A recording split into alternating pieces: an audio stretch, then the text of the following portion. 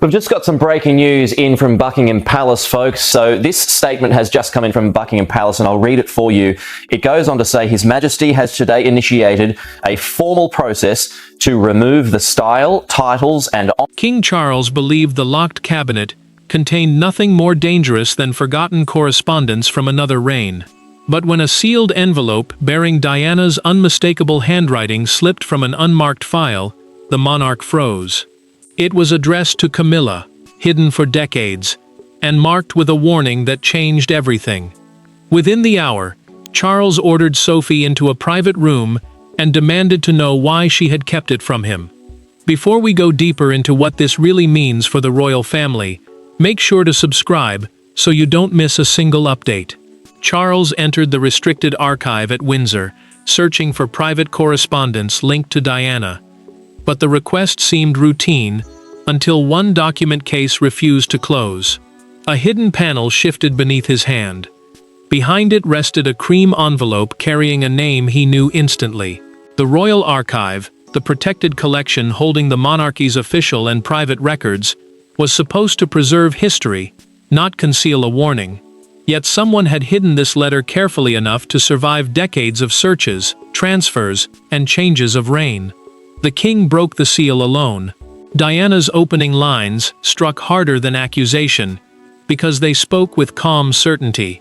She wrote that Camilla had understood far more about the collapse of the royal marriage than she had ever admitted, and that silence had protected more than one person. Charles steadied himself against the table. Then he reached the passage mentioning William and Harry.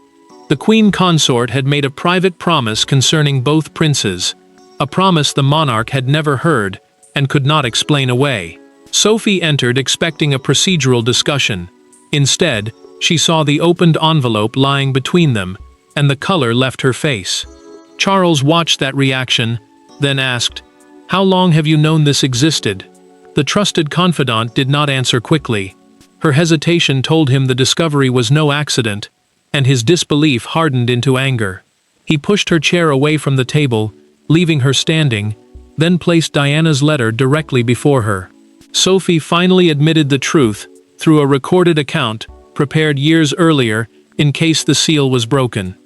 Diana had arranged for the envelope to pass into her protection through an intermediary, with instructions that it remain unopened unless the monarchy faced a specific family crisis.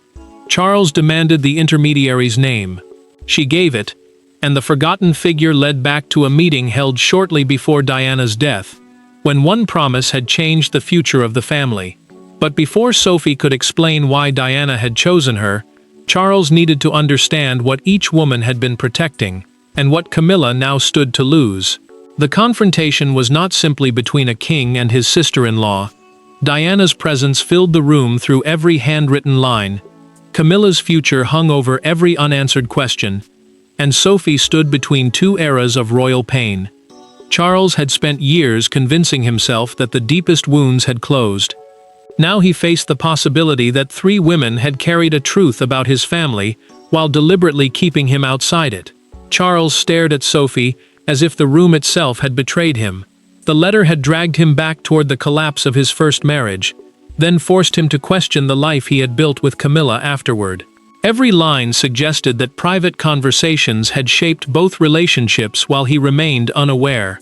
The sovereign, the reigning king who holds the crown's highest authority, was accustomed to receiving answers, yet Diana's instructions had placed the trusted confidant beyond easy command. Sophie had built her royal standing on loyalty and silence, but this duty demanded something harsher: loyalty to the truth, even when that truth challenged the monarch. Sophie held his gaze and said protecting the envelope had never been an act against him. She had feared what its contents could do to William and Harry, because one revelation might reopen their anger toward both their father and the queen consort. Charles heard the warning, but restraint gave way to wounded disbelief. He asked why another woman had decided what his sons could bear. She answered that Diana had not chosen her for power. She had chosen her because conscience might survive where titles could not. Camilla remained unaware that the seal had been broken. She waited for a scheduled luncheon elsewhere at Windsor, but the atmosphere changed when two aides left without explanation. Then she saw Sophie's place card removed from the table. The Queen Consort touched the empty space, looked toward the closed corridor doors, and quietly asked where Charles had taken her.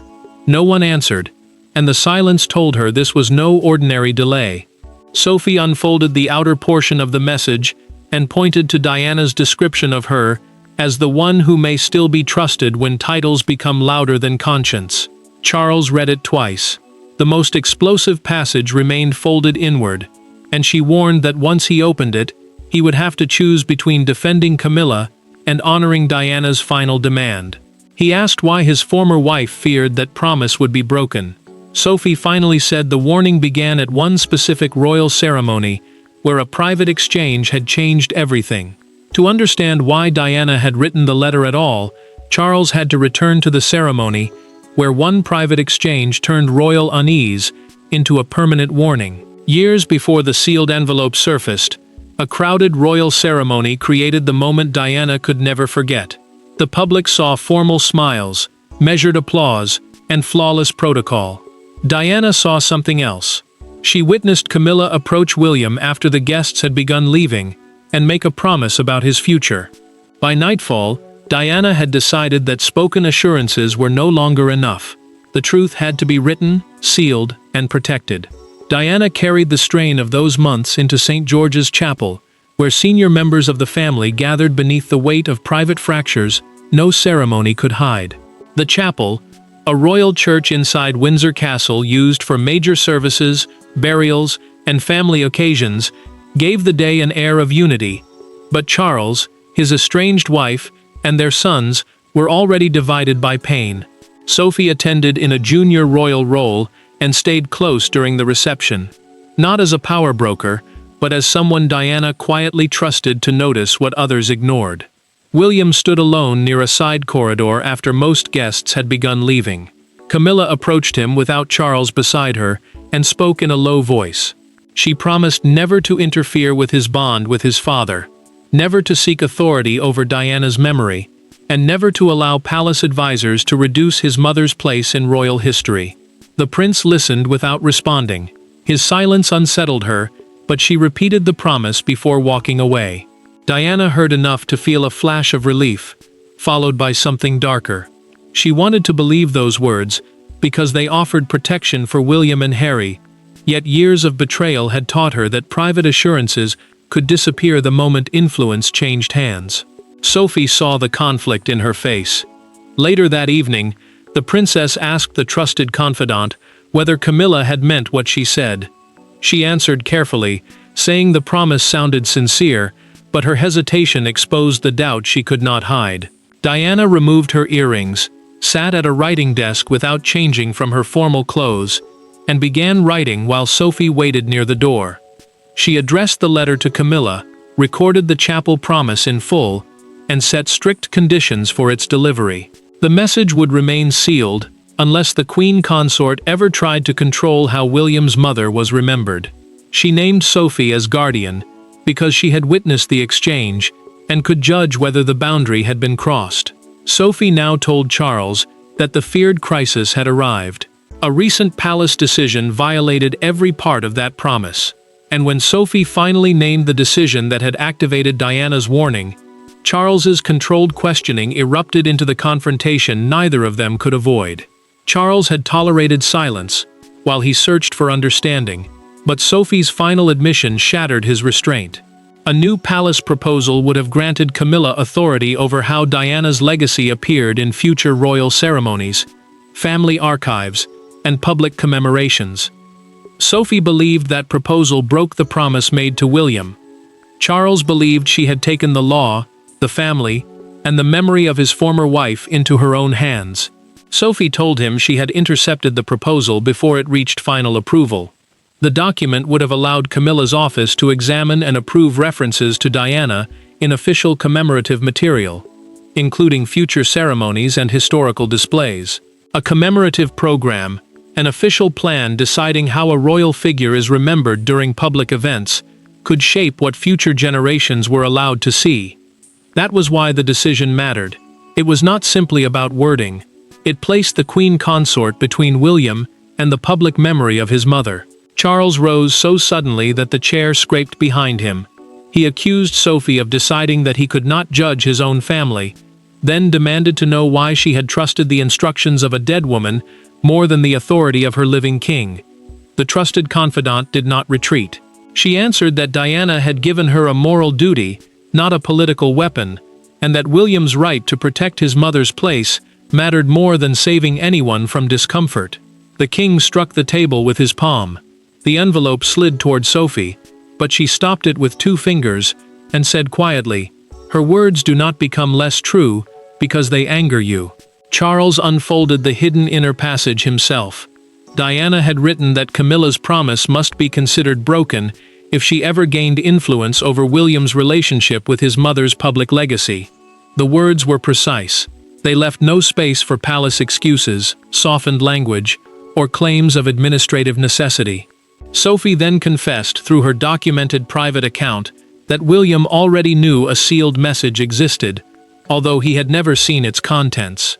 She had warned him only that Diana had left protection behind if the boundaries surrounding her memory were ever crossed. Charles stared at her in disbelief. Keeping the letter from him was one betrayal. Bringing his son close to the secret without his knowledge felt like another. Charles ordered William summoned to Windsor immediately. Sophie's answer stopped him. The future king was already approaching the castle after receiving a direct message from Camilla, who had sensed the disturbance and asked him to come before anyone explained why. William's arrival would transform the dispute from a private argument over secrecy into a direct battle over who controlled Diana's place inside the monarchy. The sealed letter carried Diana's handwriting, but its true power came from the people willing to enforce it. Charles possessed the crown. Camilla possessed proximity to the king. William carried the future of the monarchy. Yet Sophie held the one thing none of them could command: Diana's explicit trust. As palace officials waited outside the chamber, control began shifting away from formal rank and toward the person prepared to reveal the truth. William entered with anger written across his face, but his voice remained controlled. He looked first at the opened letter, then at Charles, and the meaning struck immediately. His father had read Diana's words before he had even been told they existed. The prince removed his gloves, placed them beside the envelope, and said, "I will not discuss my mother as though she were an administrative problem." Charles heard the restraint beneath the accusation, and paternal guilt collided with royal authority. The king still controlled access to the royal archive, the protected collection holding the monarchy's official and private records. Camilla could influence household decisions through the office surrounding her. William, however, could challenge anything touching his mother's legacy, because that memory shaped both his childhood and the values he intended to carry into his future reign. Sophie held no constitutional power, no legal authority granted by the crown, yet Diana had selected her as witness, custodian, and final judge of whether the promise had been broken. Charles tried to explain that he had wanted to protect his son from renewed pain. William answered that protection without truth was simply another form of exclusion. Sophie watched them carefully, then produced a second sealed card attached to Diana's original instructions. She opened it in their presence and read from the documented message. If Camilla's office ever attempted to control how Diana appeared in royal history, the letter had to be given directly to William. The trusted confidant then revealed through the proposal's signed approval page that Camilla had personally authorized the review. Advisors had described it as an attempt to standardize future commemorations, but the Queen Consort's signature meant responsibility could not be pushed entirely onto officials. Charles read the page twice. The discovery wounded him because defending his wife now required ignoring the decision she had made with full authority. William did not raise his voice. He asked for Camilla to enter and answer one question without advisors speaking for her. Did she remember the promise made beside the chapel corridor? Charles hesitated, but the future king refused to move. Sophie remained beside Diana's letter as the monarch finally gave the order.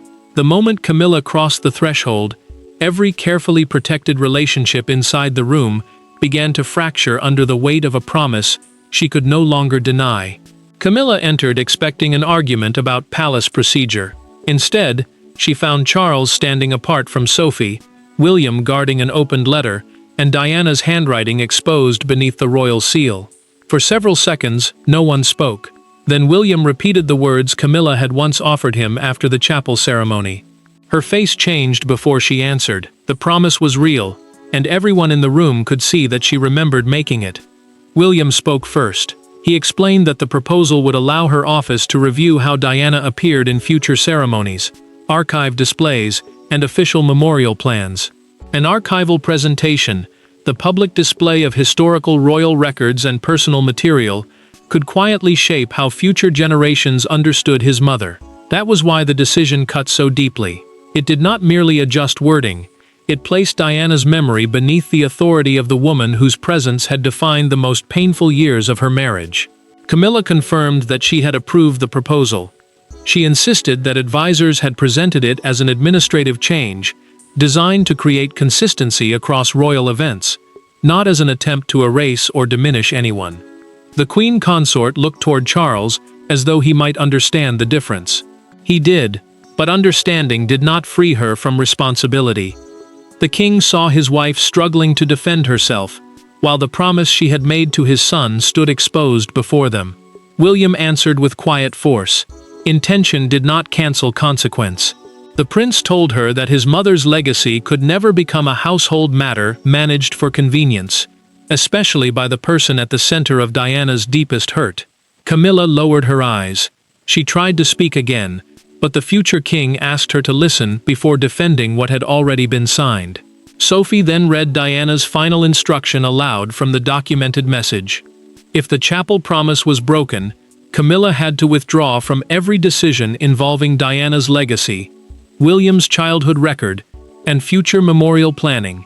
The trusted confidant's voice remained steady, though the meaning landed like a sentence. Charles knew hesitation would only deepen the wound. He immediately suspended the proposal and removed his wife's household from the review process before anyone left the room.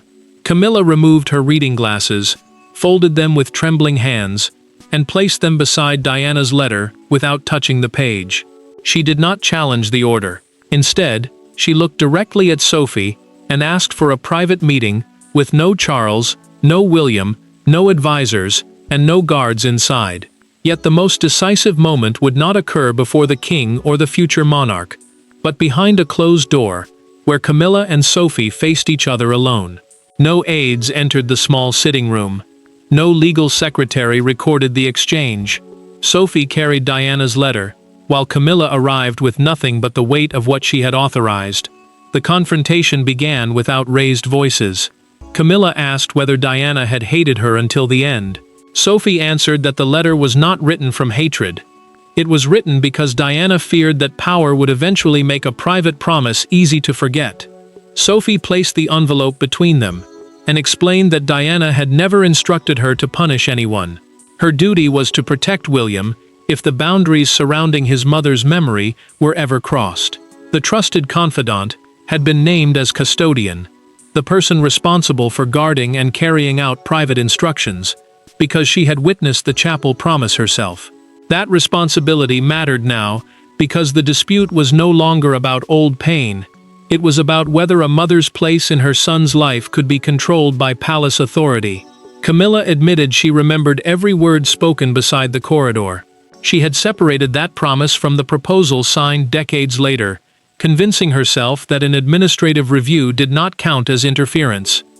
The Queen Consort said she had believed consistency would protect the institution, not diminish Diana. Yet even as she spoke, the excuse weakened. She understood that changing the language of remembrance could change remembrance itself.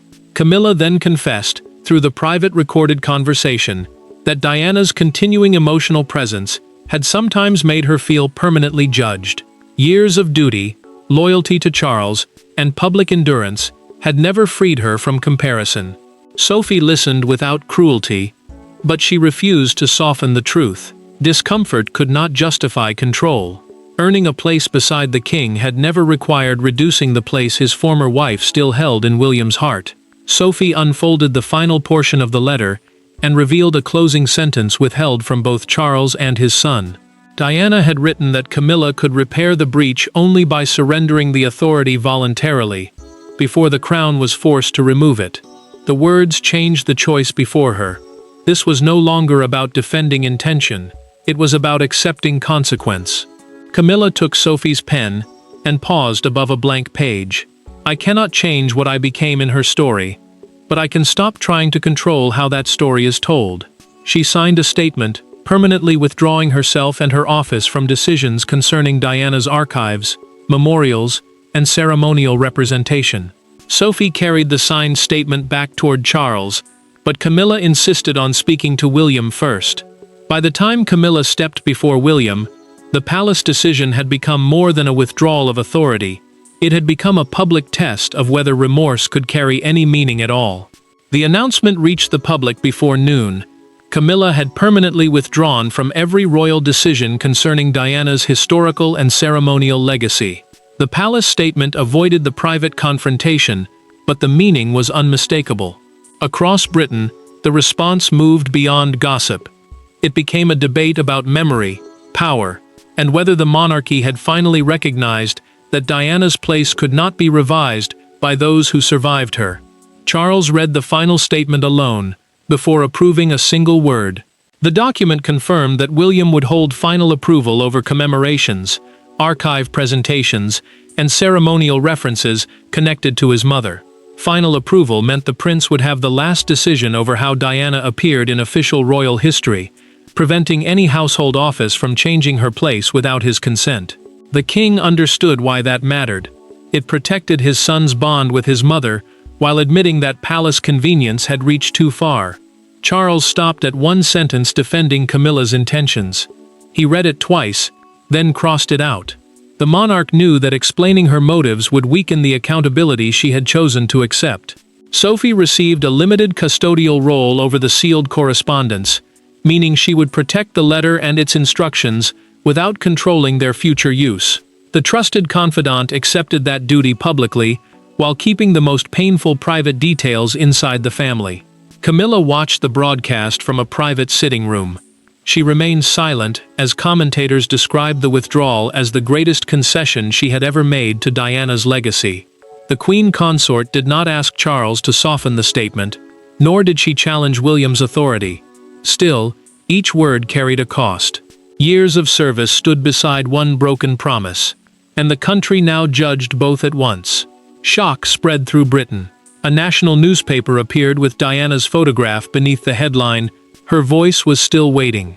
Crowds gathered outside Kensington Palace and placed white roses beneath the gates. One young woman stepped forward and laid a sealed cream envelope among the flowers, turning the private object at the heart of the crisis into a national symbol of memory that had refused to disappear. A broadcaster then revealed, through a documented palace briefing, that the handwritten withdrawal had been Camilla's own decision. The details shifted part of the public response from pure condemnation toward recognition that she had accepted responsibility without being forced into another battle. William later returned the original letter to Sophie. He asked that Diana's final words be preserved, not as evidence against Camilla, but as the foundation of a permanent royal rule. With the public verdict delivered, and Camilla's authority surrendered, Charles gathered the family for one final decision that would determine what Diana's letter ultimately changed. The final family meeting contained no shouting, no threats, and no attempt to rewrite what had happened. Diana's letter rested in front of Sophie. Camilla's signed withdrawal lay beside it. Charles faced William, knowing that silence had wounded his son, while Camilla faced him knowing that authority had carried her beyond a promise she once meant sincerely. The monarchy could not undo its past, but it could decide what truth would govern its future. Charles placed a permanent family protocol before them and signed it without hesitation. The protocol, a formal set of rules guiding future royal decisions, gave William, and later his children, final authority over how Diana's personal legacy would appear in archives, ceremonies, exhibitions, and memorial plans. The king understood why that protection mattered. His former wife's memory belonged first to her sons, not to palace offices seeking easier language or smoother public arrangements. Sophie remained custodian of the original correspondence, until it could enter a protected historical collection under conditions approved by William. The trusted confidant had carried the secret through years of silence, and Charles now acknowledged that her loyalty had not been betrayal. She had obeyed the person who feared power might one day become stronger than conscience. Charles then turned to his son and apologized. He admitted that palace convenience had reached into an area of memory that belonged first to William and Harry. The prince accepted the apology, but he did not pretend that old wounds had vanished. He told his father that honesty could begin healing, though it could never erase the years when silence had spoken louder than truth. Camilla repeated her withdrawal directly to William. She admitted that the proposal had violated the spirit of her chapel promise, even though she had convinced herself that an administrative decision was different from personal interference. The queen consort did not defend her intentions again. She simply accepted that power had carried her across a boundary she once promised never to approach. William answered without cruelty. Forgiveness would not come from one statement, but he accepted her decision as the first honest act still available to them. He demanded no humiliation and no further punishment. Sophie sealed Diana's letter inside a new archive case. Charles closed it himself, then handed it to William. The future king held it briefly before returning it to the trusted confidant, confirming that trust, not possession, had always been Diana's final instruction. The confrontation changed the monarchy forever. Rank could no longer overrule personal memory, and loyalty could no longer demand silence after a promise had been broken. Sophie was vindicated. Camilla surrendered power with dignity. Charles chose truth over defensiveness. William secured his mother's place beyond interference. Diana's letter had waited in silence for decades, but when it was finally opened, it did not reopen the past.